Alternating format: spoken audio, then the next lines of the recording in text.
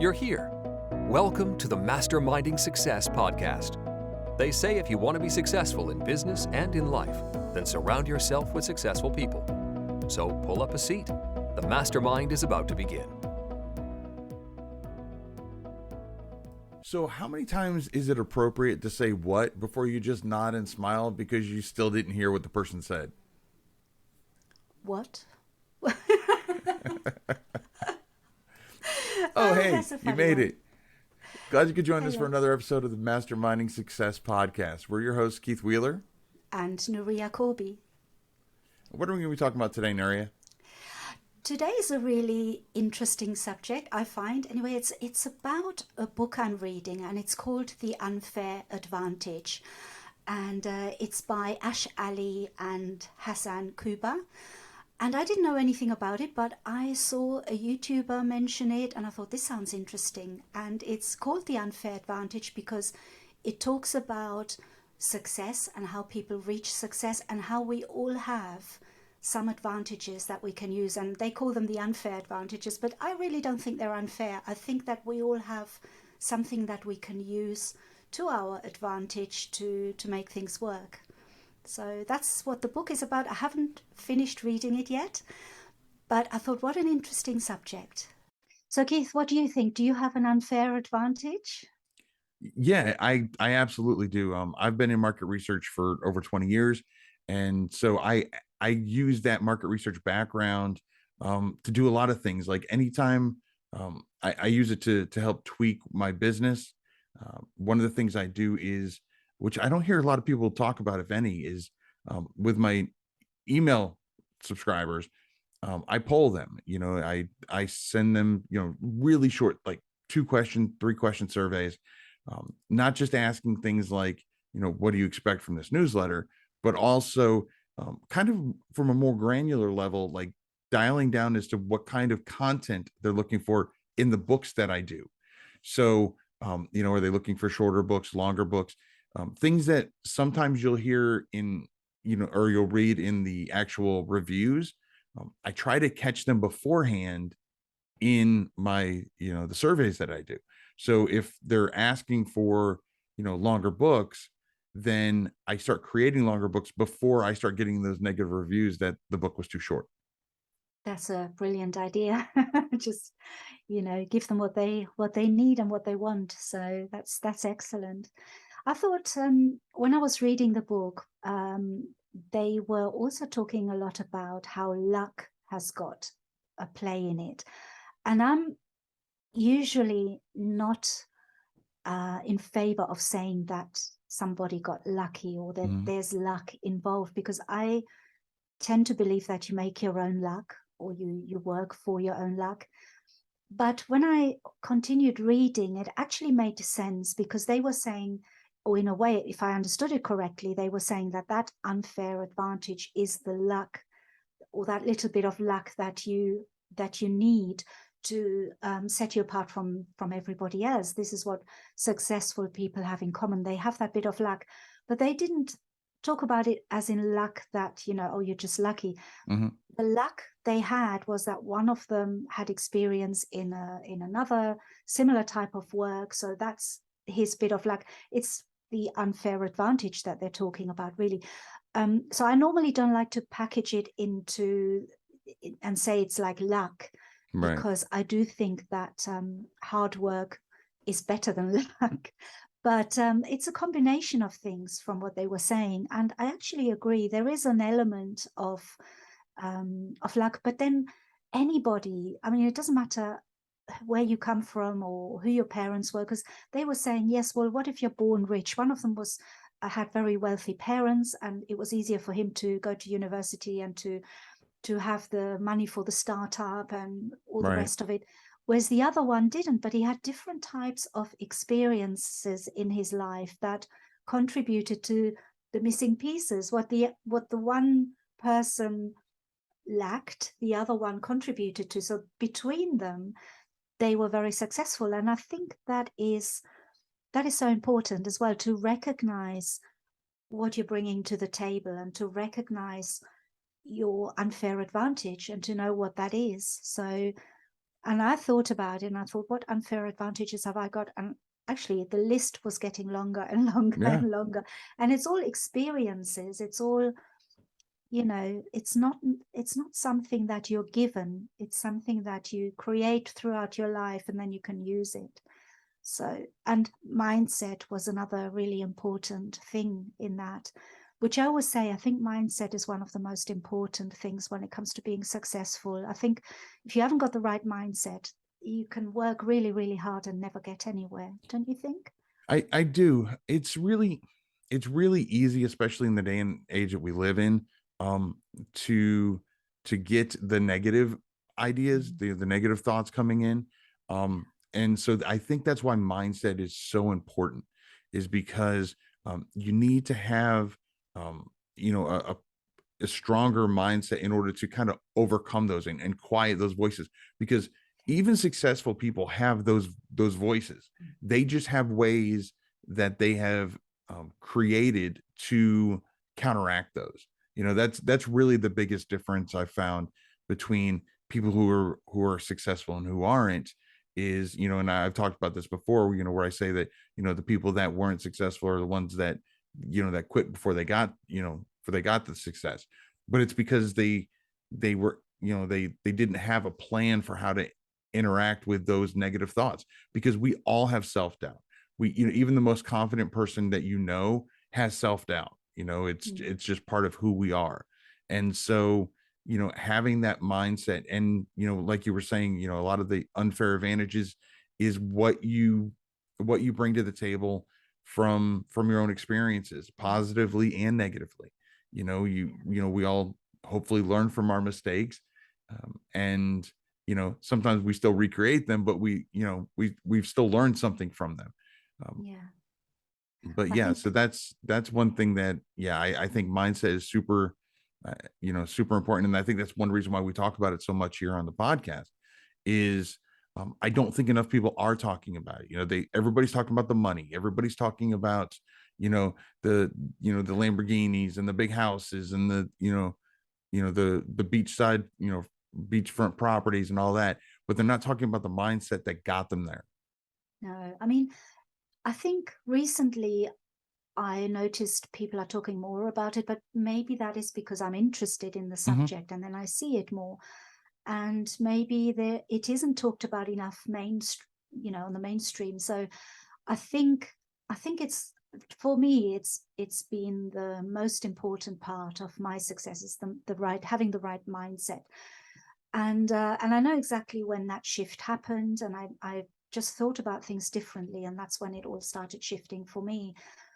And reading about other people, the way they approach it, I think if you look at famous people that have made it, they do seem to have a very similar mindset. They don't seem to have that negativity. They don't seem to believe that, oh, if I do this, I might fail. They don't look at it like that.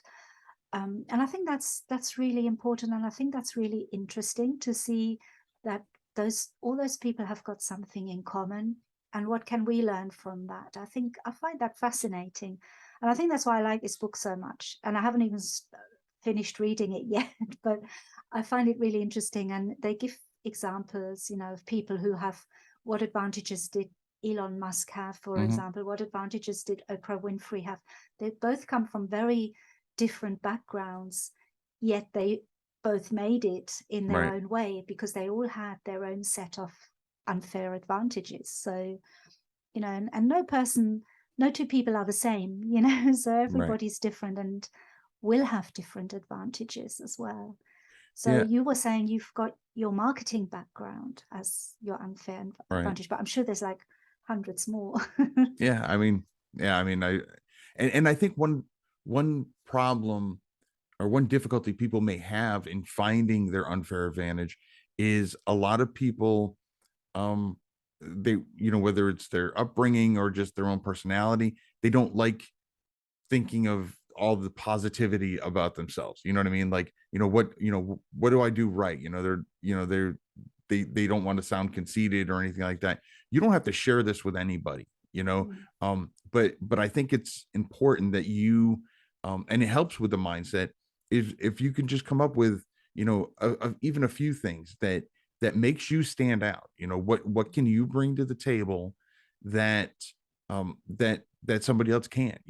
What experiences have you had in your life, positively or negatively, they've affected you? And it's on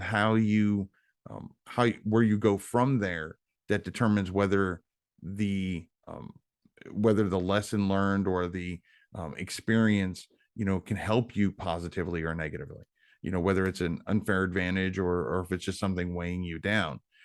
So I think it's the first time I'm going to give everybody that's listening homework, and that's to write down, at least just come up with 5 things that are your unfair advantage. What are 5 things that you bring to the table that I don't, that Nuria doesn't, and those are things that you can really focus on that can help your business. Yeah, absolutely. I think I just love this subject, because the other thing that I found really interesting was when they were saying that you can come from completely different backgrounds. You can have rich parents, and then everybody assumes, oh yes, it's much easier for you to start a business because you have the capital behind you, you've got the resources, you have that kind of background, the education maybe. But what can somebody do who comes from a poor working class family, And the way they were saying is, well, that person has probably learned to work really hard. Yep. They've got a work ethic. They've got that instilled in them, that you have to work hard to succeed. And that is their ticket out of it. And both of those things are unfair advantages, very, very different backgrounds, but either of them is good enough for you to be able to become successful. I thought that was really interesting. And I mean, I come from my family was a working class family, and they were immigrants as well. So I do feel that those kind of things make you a certain person. They give you a certain set of tools that you can use in life. And to me, that made perfect sense. It doesn't matter whether you come from a really good educated background, or from really rich parents, or from really poor parents. You get equipped with something that will help you. And I thought that's what I'm taking away from that book, and I haven't even finished it. So we'll see what happens. Yeah, I agree. I mean, I definitely came from a working class family, and my dad worked 2 jobs and went back to school, to finish his degree. I mean, those all helped drive me to have the work ethic that I do have. So again, that's an unfair advantage I have over somebody who may have been more middle class or upper class. And even your failures, failed businesses, failed whatever, those could be your unfair advantages, because you've learned something from them. Absolutely. So those are things that I absolutely, like I said, when you brought up this topic, it really got me thinking, and I haven't even opened that book, let alone finished it. So no, it definitely sounds like a book I'll probably want to check out though. Yeah, no, I'm enjoying it. It's just I haven't got much time these days to read. I hear that. And I just grab 5 minutes wherever I can. And I wish I just had more time to read more books in general anyway.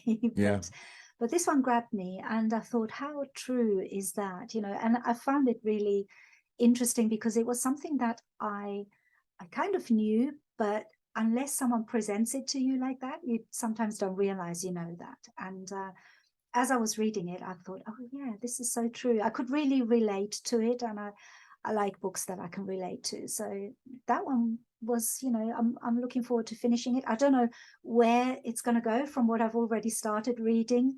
I already feel that I've learned quite a lot, but we'll see what other insights they have. I mean, they're 2 very successful people now, and I like it when people bring up examples of other successful people and how they did it, and what, and now I'm looking at someone and I'm thinking, I wonder what their unfair advantage is. So it's very interesting. Yeah, I can recommend it, definitely.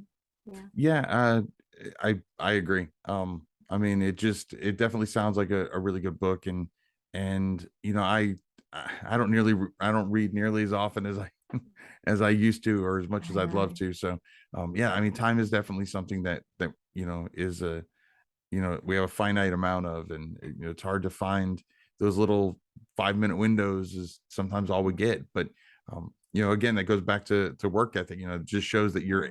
able to find those little 5 minutes, Yeah. where you can. This is it. I mean, there was another thing, like somebody said, we've all got the same 24 hours in the day. No, we don't. Some people have teams and they have Yeah. people helping them. I'm sure you're like me. I do everything by myself. You probably do as well. I don't have anyone other than my husband, of course, who's joined me now. We don't have anybody else. So those 24 hours are not the same as somebody who has a team behind them. That's another subject, actually. Do we all Yeah, have yeah. I mean, I the same actually, 24 I hours? do have a couple people that I outsource to, but majority of the work still gets done by me. So Yeah, yeah, yeah, yeah. So we just have to find ways of taking advantage of our unfair advantages. yeah, But and yeah, I and would love and to hear what other people think. yeah, Uh, what, and making use of other people's unfair advantages. You know, exactly. Yes. that's a great way to kind of find people that maybe you want to outsource to, some of the work, which again we could talk about in another episode. But yeah, Yeah. you know, I'm really excited to see what people's unfair advantages are. Me too. Yeah, I'd love to. I'd love to hear that. Is there a way that we can find out? Maybe if they're watching us on the YouTube channel, they can leave Yeah, a leave a comment comment. down below. Yes. Yeah, if you're watching on the YouTube channel. Um, Yeah. and if you're not, if you're listening to us on one of your podcast platforms, in the podcast description, there are the email addresses for Nuria and I, and feel free to email us, and we'd love to hear what your unfair advantages are. Definitely. Yeah. Yeah. I'd love to hear it. Yeah. Well, this has been another great mastermind, Nuria. We want to say a huge thank you to each and every one of the listeners and viewers who came to tag along. If you've enjoyed today's mastermind, it would mean the world to us if you followed or subscribed to the podcast on your favorite listening platform. And while you're at it, go on and leave us a review and let us know what you thought. Even if you didn't like it, let us know. That's how we learn and can progress this podcast. So I don't know about you, Nuria, but I'm super excited about next week's topic. Next week's one is going to be another really good topic. I'm really excited. Yeah. So until next week, I'm Keith Wheeler. And I'm Nuria Corby. Have a good one. Bye-bye. Thanks for joining the Mastermind today. Be sure to follow the podcast on your platform of choice and tell a friend who would enjoy it too. Your support is greatly appreciated. This has been the Masterminding Success Podcast.